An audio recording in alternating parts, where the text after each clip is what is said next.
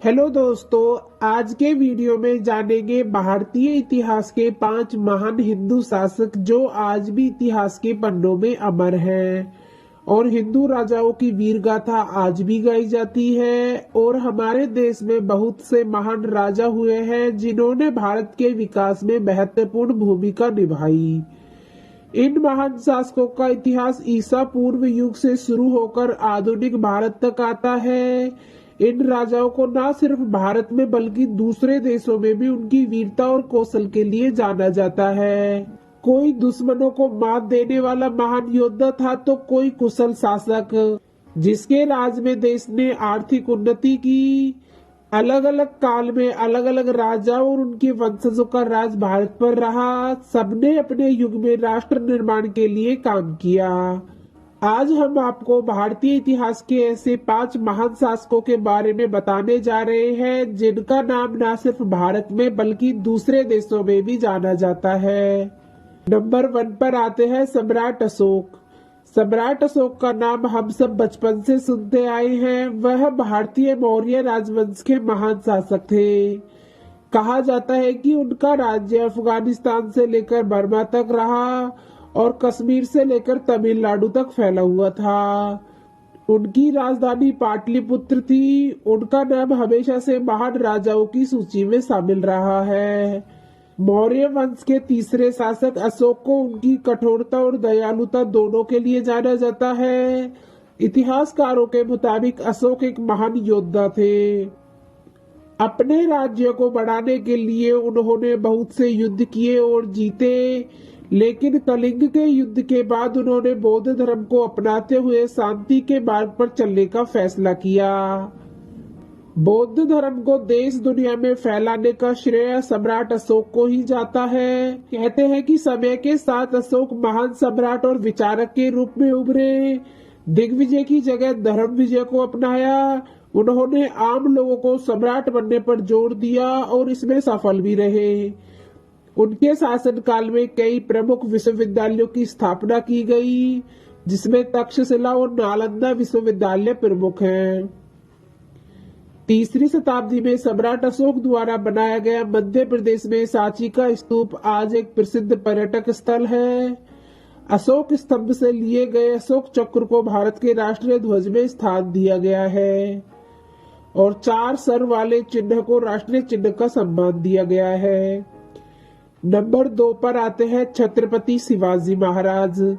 इस महान सम्राट शासक के बारे में कौन नहीं जानता। शिवाजी एक तरफ जहां वीर योद्धा थे, वहीं दूसरी ओर बेहद दयालु शासक भी बताए जाते हैं।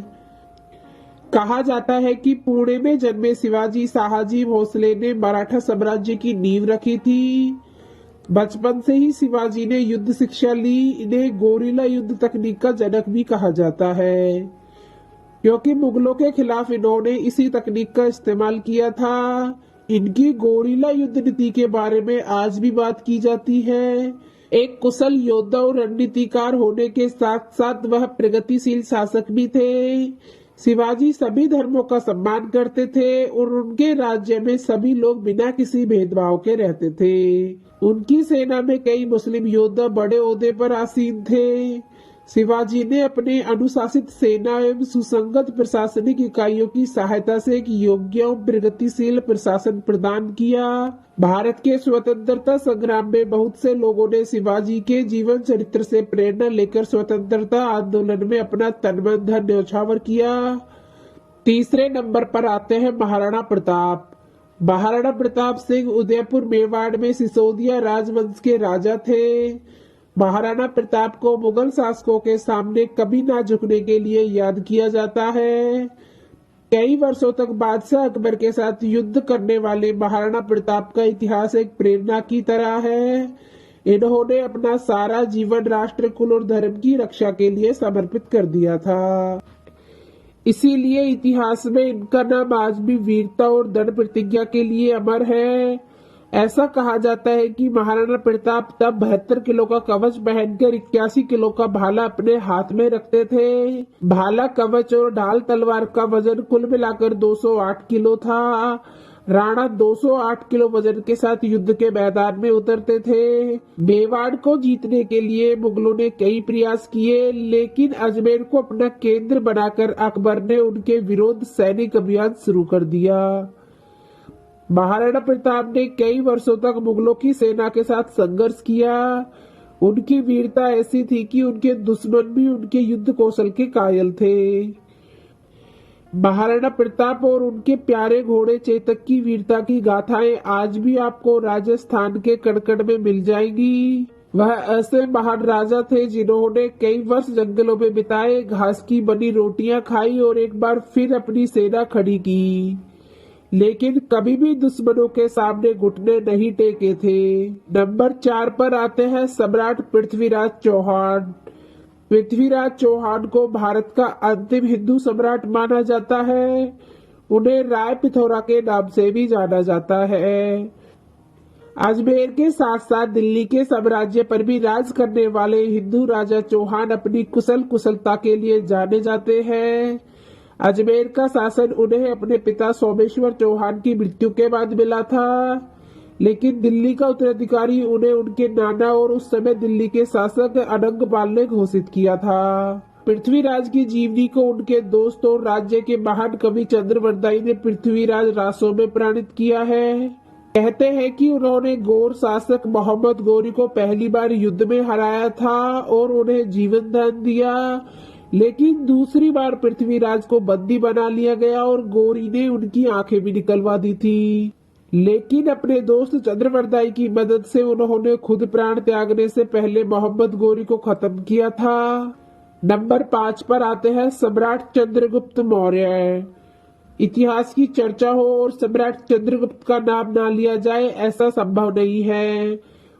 मौर्य वंश के संस्थापक चंद्रगुप्त को भारत का पहला सम्राट माना जाता है, जिसने लगभग पूरे भारत में अपना शासन फैलाया। चंद्रगुप्त के जन्म के बारे में कई कहानियां हैं, लेकिन चाणक्य रूपी महान रणनीतिकार को गुरु के रूप में पाने के बाद उन्होंने अपना अभियान शुरू किया। सबसे पहले उन्होंने मगध से नंदवंश को समाप्त कर अपना शासन स्थापित किया और फिर अलग अलग खंडों में विभाजित भारत को अखंड भारत बनाया। इतिहासकारों के मुताबिक चाणक्य को जब यह खबर मिली कि अलेक्जेंडर सिकंदर भारत पर आक्रमण करने की योजना बना रहा है, तब उन्होंने भारत के सभी राज्यों को एक साथ लाने के लिए योग्य राजा की तलाश शुरू कर दी। उनकी यह खोज चंद्रगुप्त मौर्य पर आकर खत्म हुई। चाणक्य के मार्गदर्शन में ही चंद्रगुप्त ने सिकंदर के सेनापति लकस को युद्ध में हराया और उनके साथ संधि की कि वे कभी भारत पर आक्रमण नहीं करेंगे। चंद्रगुप्त ने अपने शासन काल में न सिर्फ अपने राज्य की सीमाओं को बढ़ाया, बल्कि इसके आर्थिक उन्नति पर भी ध्यान दिया। दोस्तों, आपको इन 5 हिंदू राजाओं में कौन सा हिंदू राजा पसंद है, वह आप कमेंट बॉक्स में जरूर बताना। और ऐसे ही ऐतिहासिक वीडियोस देखने के लिए हमारे चैनल को सब्सक्राइब करना ना भूलें। चलो मिलते हैं नेक्स्ट वीडियो में, जब तक के लिए अपना ख्याल रखना। धन्यवाद।